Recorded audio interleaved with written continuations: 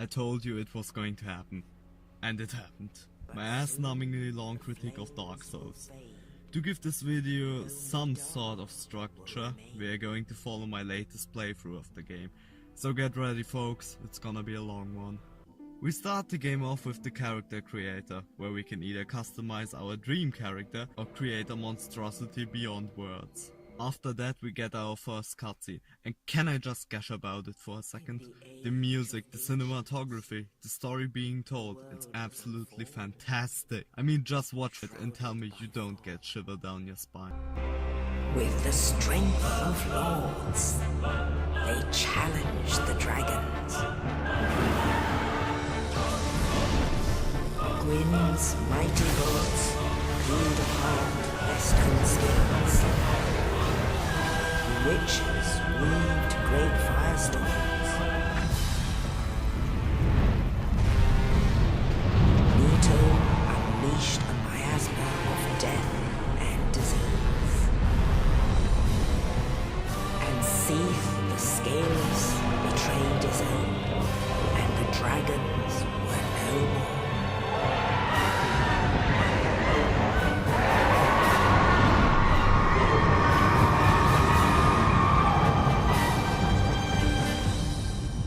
So game developers, if you're going to do an opening cutscene, please, for the love of God, do it like this. And don't make it overly flashy. We are told about the beginning of the world. In this time, the world was ruled by the everlasting dragons. Then came fire, and with fire, disparity. It also gave 4 great souls to the 4 High Lords.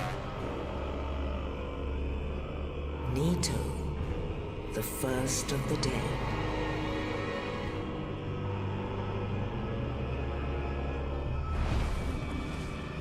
The Witch of Izalith and her daughters of Chaos. Gwyn, the Lord of Sunlight, and his faithful knights. And the furtive pygmy, so easily forgotten.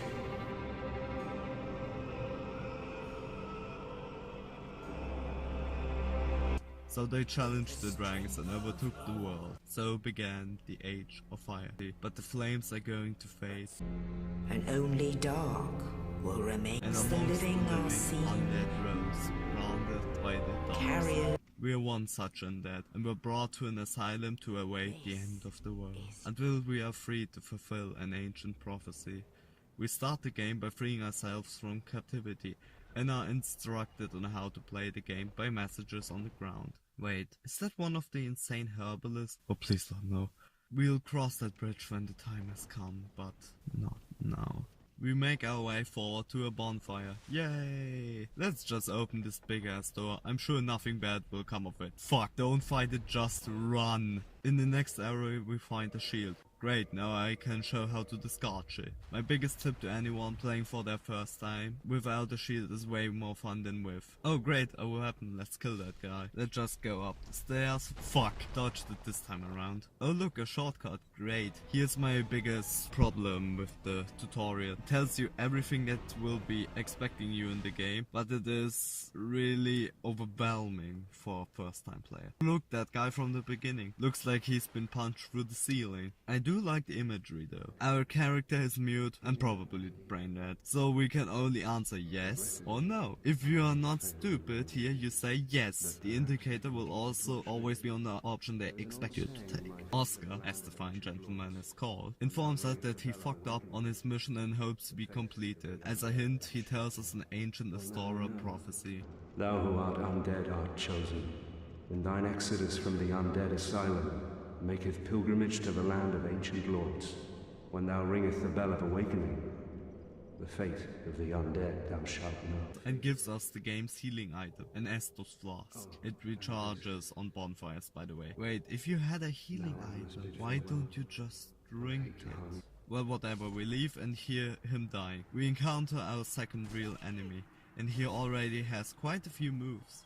We crit him by backstabbing him, which is initiated by standing behind an enemy and light attacking. We use the key to get our pyromancy catalyst and kill the hollows. We go through the fog gate, others might call it the semen gate, and jump on a silent demon's head and mash him to death. He's quite easy, just stay near dead ass and keep smashing. His AI isn't the smartest, so he can easily be exploited. Man, good that they never reused him. So we get out, walk to the ledge, and get picked up by a bird, and are brought to the land of ancient lords. Lord Ran. And land at Firelake Shrine. Look, right there. No tree and tree. Yeah, the game cut quite a few corners, visually speaking. You can really see it sometimes. What carries the game is art direction. On the topic of graphics, let's talk about them. The game can look quite nice. It can also look like absolute fucking garbage in areas which clearly needed more time in the oven. Textures on environmental details aren't quite as high res as you would hope them to be. What really stinks is the game's poor optimization. Every time a firebomb explodes, frame drop. Setting 1 foot in certain areas, frame rate, you don't need frame rate. I also have to talk about the absolute dog shit PC port known as Prepare to Die. It's more or less a 1-to-1 port of the console versions, with a few added effects and more content. According to Wikipedia, this is because no one over at From knew how to develop for the PC, and they just settled on adding more content as a substitute for missing PC features, like 60 FPS. Also, the game's resolution is hard capped at somewhere around 720p.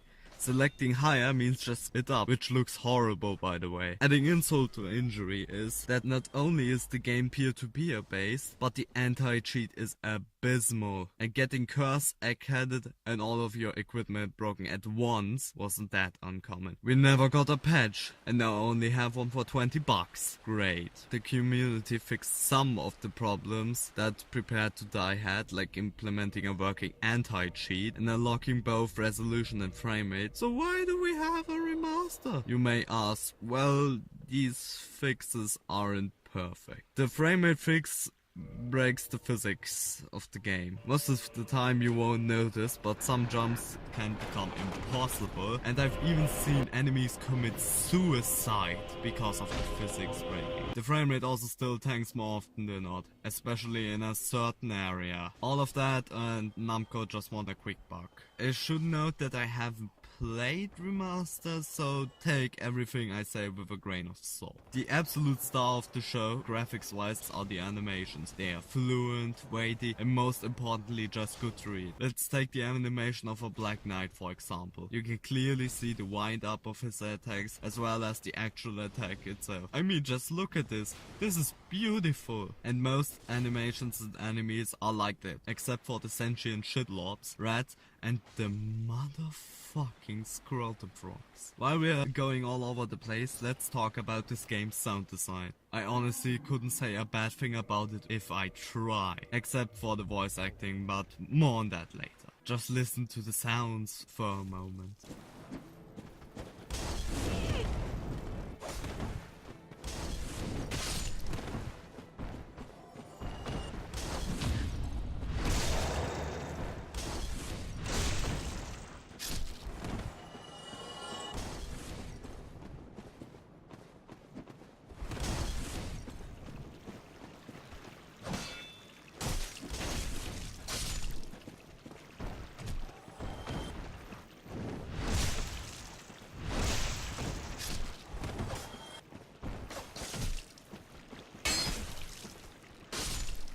And yes, your walking sound changes depending on the armor you wear. Back to the story, we meet a friendly NPC. Well, friendly is the wrong term, passive-aggressive is more like it. He serves as your guide, more or less. He tells you that there is not just one Bell of Awakening, but two.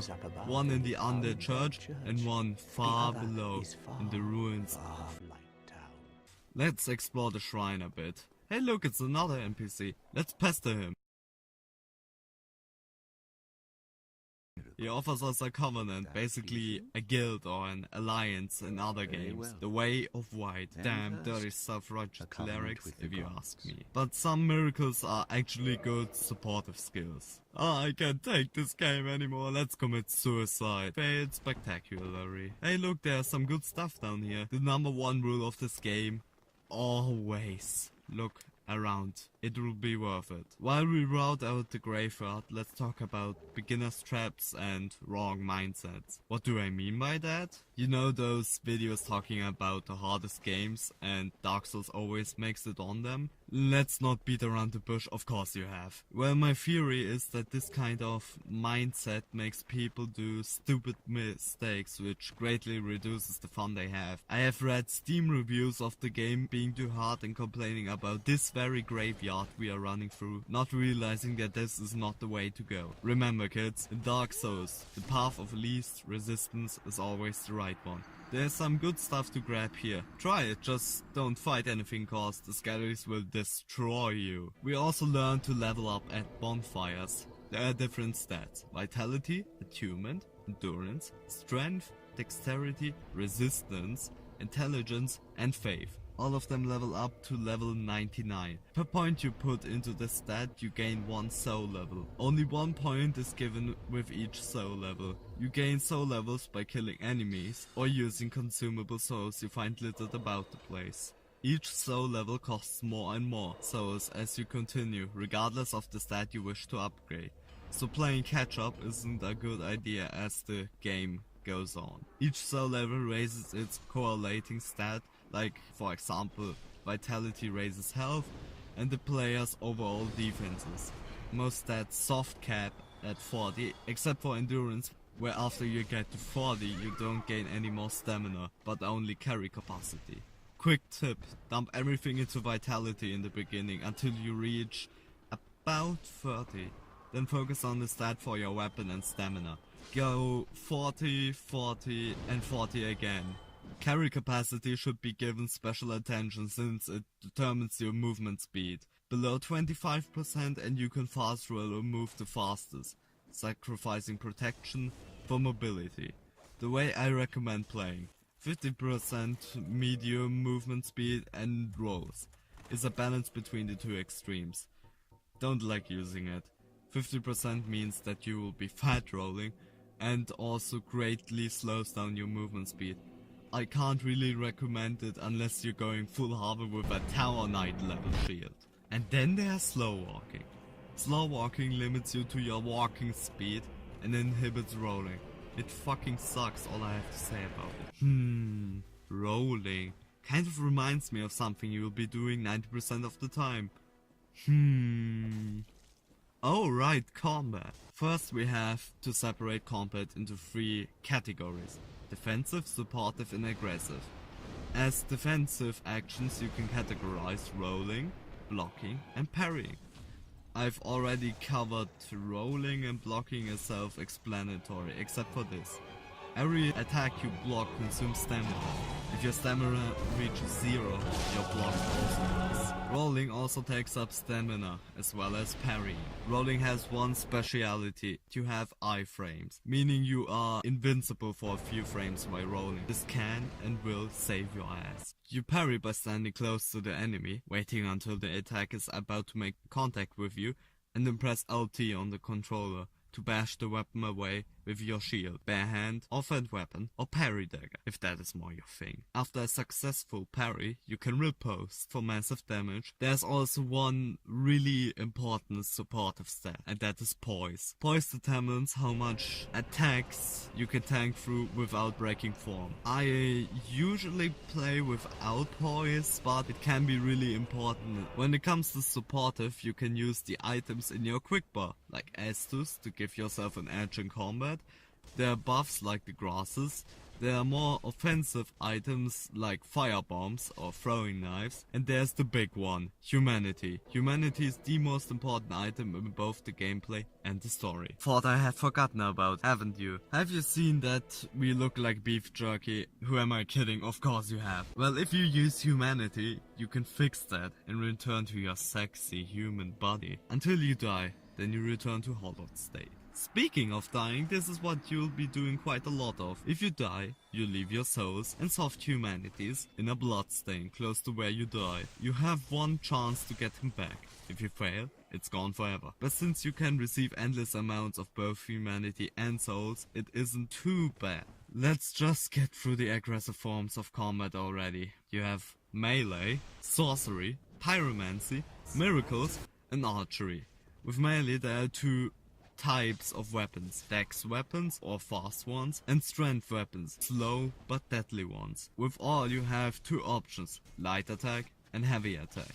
These can be combined with rolling, jumping, and running. You can also backstab by going to the back of an enemy and pressing light attack, as already mentioned. Your weapon also swings differently depending on the kind of weapon you're using. All of your attacks drain different amounts of stamina, so stamina management is the most important part of the game, since without stamina you're royally fucked. Sorcery is the easiest to cover. You have your spells in your upper quick slot, which have a limited amount of uses. Then press R1 and cheese everything to death. Then there's Pyromancy, your best option for a soul level 1, so no leveling up run, since you can get stupidly overpowered. It works similarly for magics, but sorceries have been nerfed in the DLC. Miracles are a special case since they are supportive as well as offensive. There aren't many offensive miracles, but holy shit, lightning spear is good. Magics of all type don't take stamina, but are limited in use. Archery is really simple. There are dexterity bows, like the black bow of Barris, which honestly is the best bow in the entire game since it has an S scaling in dex. S as in holy shit. Strength bows are also a thing, and they are pretty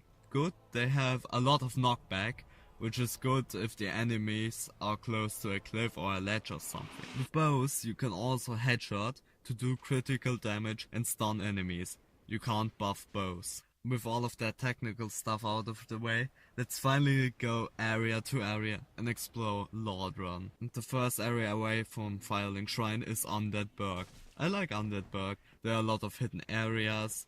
It serves as a good extended tutorial, and there are some really fun characters. Things are getting treacherous in these parts. A horrible goat demon has moved in below, and up above. Pro tip, kill him and get his shit. Oh look, an orange soapstone. It is an online item which you can write messages or other players to help or trick them. So we make our way forward, kill the Black Knight for shits and gigs. And while I'm here, I want to praise the game's use of foreshadowing, like with the dragon or the archer on the tower. Oh look, a fog gate, and who would have guessed there are two archers on the tower? Let's just kill them. La di da di da. Let's just go to the other side. Oh fuck, a boss fight. That entrance was sick though. Taurus isn't that hard, just stay near his crotch and smash it. Man, that sounds wrong.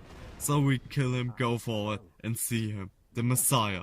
The most gentle of all men, the most beautiful guy ever, Solaire of Astora. Praise the sun. He gives you another online play item, the white soapstone. You can now leave your summon sign on the ground to help other people in their world. Oh right, worlds. Let's talk about that. Since the fire fades, the space-time continuum is moderately fucked. Meaning time doesn't make any sense anymore. You go 5 meters and it is night. Also every character is in their own world. Yes, also players, which just from time to time meet with one another. Players and NPCs can either be summoned to your world, or you can get invaded where the goal is to kill the unlucky host, or you, if you are unlucky. Summoning and invading is only possible if you are in human form. You become human by going to a bonfire, sacrificing one of your soft humanities, and return to your human form. Let's just go over the bridge.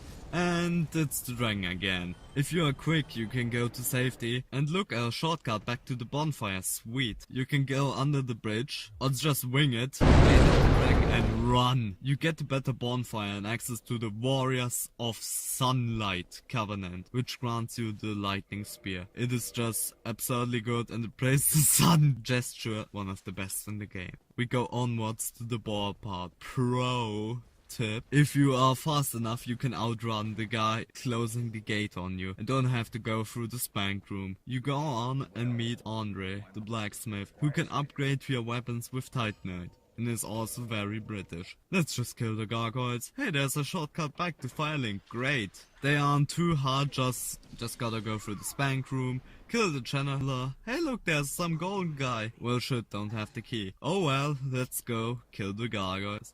Won't be so bad. That never happened. Let's try that again with Solaire and destroy them. This is the highest moment in the early game. Literally, you go up and ring the bell. The camera pans out more and more, symbolizing the traveling of the sound. And you know, you did it. But don't let it go to your head quite yet. We still have quite the ways to go. Back down the tower we meet Oswald of Karim, the partner. His job is to forgive you for your sins, for example, accidentally hitting a friendly NPC. It gives you the best emote in the game, better than the cleric shrug, even better than Praise the Sun. Tip. Buy a purging stone. You get them cheaper than the other place and it's always good to have one around. Let's kill this stupid butterfly. For that we first need to go to Andre, best buy the weapon and repair smith box. Believe me, especially if you have the Uchi katana, that thing just breaks all the goddamn time. Oh look, a ginormous monstrosity, great. Tip, either keep him for later by running past, or just kill him and get the souls. Both are viable options. Can I just talk about how good the creature design is for the most part? They are clearly identifiable and tell you about their speciality. The AI also helps, but can be easily tricked. For example, run around in circles until you can backstab. Works on all backstabbable enemies, so human ones minus the bosses. And the boar, you can stab that right in the ass. They don't just fully load it seems like they're using fade-ins to make sure the game doesn't explode because of the interconnected world. The interconnected world, I almost forgot. Basically every area is connected by some way, shape or form. For example, the Darkroot Garden is connected with the Basin, which is connected with the Valley of Drakes, which is connected with New Londo, which is connected with Firelink. This, honest to God, is the game's best feature, and I hope more games would adopt a system like that. Not a gigantic open plain, but small areas connected to each other by shortcuts. Where was I? Oh right, forest. While the textures aren't stellar, the game creates a really good atmosphere with just the lighting of the plants and their reflections in the puddles. Illusionary wall. It won't be the last, believe me. Isn't that nice, going to the bonfire and singing Kumbaya? Let's just grab that item. Fuck. The enemies hide from you. I should mention Dark Souls is a game that revels in its ability to drop in on you. They're hiding enemies here, the enemies around the corner, or hiding above or other places. Just remember, always be vigilant or you will get wrecked. Let's keep moving to the boss. This is all taking way too long. Moon Knight is shit. It's boring as hell. The first time around it was interesting seeing a being of such beauty, but now it's just annoying. Summon Beatrice. She will destroy everything in the garden for you and also destroys Moonlight. Just block and roll. Normally you would wait for the stupid bug to land, but now just wait till Beatrice destroys it. It's finally over. Let's just go up the tower. Oh look, an ember. With that we can reinforce and enchant our weapons as divine. And a key. Let's go look for its use, shall we? Gotta go down here. Goes even further down. A Black Knight. Great. This time with a halberd. What's that item? It's nothing. Just the best shield in the game. It also boosts your stamina recharge. Let's just end the Black Knight existence. Great, let me just go to the bonfire real quick. Let's just get up to the ominous tower since we have the key now. And Havel wants to kill us. He's dangerous since one good hit can kill most players. So be wary and destroy him. Havel actually has had an important role in the game's lore. He was a compatriot of Gwyn, the High Lord, and probably imprisoned there for knowing secrets he shouldn't. And done. Back up to the Dragon's Bridge. Go through the outer door, down the ladder, and welcome to Lower Undead Burg. There are doggers here, and they will wreck your shit. Stand behind the fire to avoid them. Good that no one had the idea to place them in a boss fight. That would just suck. We go back and listen to some room level voice acting. Please let me out of here. Somebody, anybody. Let's just free the poor soul. And he's a magic sir. Let's just send him back to Firelink. Great, torch hollows, my favorite enemy. Don't be in a false sense of security. They can fuck you up. Let's go onwards. And there are people hiding behind doors. Let's just kill them. We are now going on the opposite journey to before. While we were going up before, We are now going down to the worst places humanity has to live in. So we kill them all. One is stuck in the ceiling. No, we don't need a remaster. By the way, you can also fall through the floor with the 60 FPS fix. It can be fixed by the unofficial patch. Let's go up and talk to the Moss Woman, the worst voice acting in the game. No, I'm serious. This is not hyperbole, it's really that bad. Buy the purple and blooming moss, as much as you can of it. Get the purging stone if you don't have one already, and the charcoal pine resin for the boss. Unlock the shortcut back to Firelink. Real test of your stamina right there, running from the rat to the moss lady. You won't make it, I guarantee you. Let's just get this over with. Yes, Capra is an absolute crapshoot with his 2 dogs. Have poise. Run up the stairs and kill the 2 doggos. Then Capra. Capra alone is actually pretty fun. It's just those 2 fucking dogs. The music is great though. Let's go to the depths. Or as I like to call them, the depths of hell. Blah blah, kill all enemies. Can I just say how much I like the meat cutting animation of the butcheress? I remember it scaring the shit out of me on my second attempt at the game. Parry her to death and gain the large ember. Also save the poor pyromancer around the corners so that he won't get eaten and teach you pyromancies. Speaking of the ember, let's talk about that. You can reinforce your weapons in different ways and need different types of titanite for each path. Shards for +5, large shards for +10 and chunks up until +14. Topping it off with +15 by using the respective titanite slab. All have the different pros and cons. I really don't want to talk about them all that much, so just wiki it. For the different steps in each weapon's progression, you need embers. You can find them around the world. Back at Firelink, we talk to our sorcerer friend, who tells us that he can tell us how to shoot laser beams, but also that we have new arrivals, a bunch of clerics being sent down catacombs to retrieve the secret rite of kindling the bonfires. You can kindle any bonfire by returning to your human form and sacrificing one of your soft humanities to gain 5 more Esthers, to a maximum of 10 without the rite and 20 with it. While this is a not so subtle hint to go to the catacombs, and yes, while the boss of the area is right for that level, the area itself is not. I mean, you remember the Skellies, right? I'm just gonna talk to the Way of White Clerics. Pedro says he and the others will embark on this dangerous mission soon. Let's talk to both of the clerics. One chastises us for our raggedy looks, and the other is more special. You can also talk to Rhea, a Way of White nun, who has become one of the accursed undead. The Way of White hates those, wants to murder them all for good. But if one of their own becomes undead, then of course it must be a blessing, and they are sent on a suicide mission. Real nice guys, believe me. So we talk to Rhea. Sadly we don't have an option to hit on her. Let's just do some pod, that will help. Talk with Laurentius and learn his baller magics. Most of them don't have stat requirements, so that's great. We talk to Crestfallen. He's an ass about Rhea, and to you, as always. He also tells us that he doesn't care about the fate of the world, and he also tells us of the new arrivals like the old man, aka Lortrek. Let's just talk to Mr. Nice Guy. Normally he would introduce himself and all such nonsense, but yeah, I didn't free him, but talk to him so he's pissed. Interesting how he always watches the Firekeeper. Speaking of the Firekeeper, her job is to keep the fires lit with her body more or less. Well, that isn't quite true since humanity is used to keep the fires ablaze.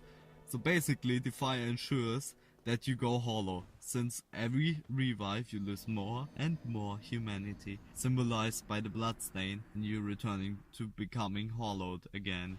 You can give her Firekeeper souls littered around, or cut them out of other Firekeepers to enhance the potency of your Estus flask. You can also find out more about her by talking to Crestfallen. Oh, have you seen that terribly morose lass? The Firekeeper. She's stuck keeping that bonfire lit. Sad, really. she's mute and bound to this forsaken place. They probably cut her tongue out back in her village, so that she'd never say any god's name in vain. How do these martyrs keep chugging along? I'd peter out in an instant. Let's just go back to the Undead Asylum. Why, you might ask? Well, there is still some content to go through. You go back by parkouring your way up like this. I should mention that there's no designated jump button. Grab the key on the roof where Petrus usually is, and then just go to the nest of the crow and curl up like a ball to trick it into thinking you're an egg. Just a normal day. Great, more torch hollows. Just kill them. Seems doable. You can trade items with Snuggly by going to the little nest, dropping an item, and then quit reload. Get back to the asylum grounds and rest at the bonfire to the right. Kill 2 hollows, go back through the door, and fuck. Goodbye, health didn't need you anyways.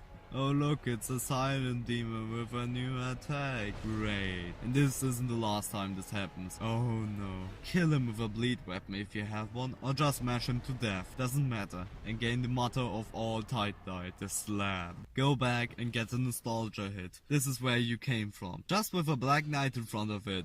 What is he guarding? A peculiar doll.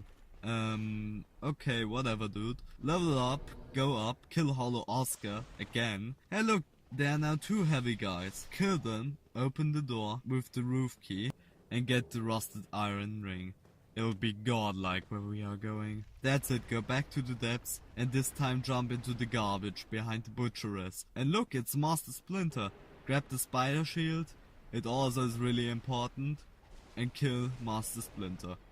Now grab the key near the boss and slide down. Only go down the cramped corridors path if you are insane. Downwards, kill the rats, move up the stairs, open up the shortcut door, and use the key to go to the bonfire. Now, before we kill the boss, we have to attend to a certain someone channeler of the area. Remember when I said that the game loves trolling you? Well, he can buff the boss. So don't let this happen. Kindle the bonfire and go back to the rat and shitblob place. Talk to the NPC there and buy all the lightning pine resins. Cause as we learned in the intro, lightning is always the answer. Now you could summon Solea and Mr. Nice Guy if you are on good terms with him, but I can't recommend it since the boss then has 300% health and they only slow down the fight. Go through the boss frog and be greeted with a cutscene of a teeny tiny alligator. Scratch that, it's a ginormous dragon. I do love the camera work, only ever giving us one wide shot of the beast and using handheld cam emphasize the monster's horror. And yes, the dragon resembles female genitalia. And no, this won't be the last time, nor is it the first time where female imagery has been used in the game. More of that some other time. We apply the lube and fight. I have to say that Gaping is probably my favorite boss in the early game. It has cool moves,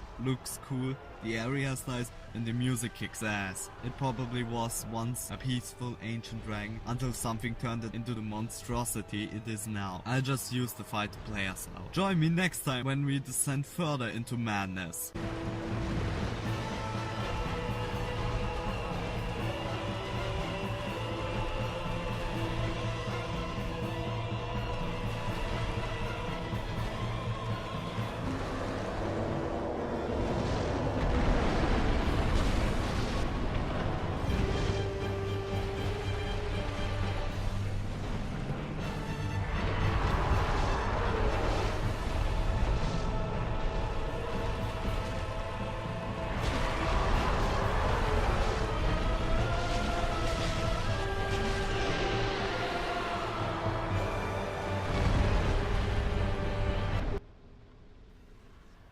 Fuck!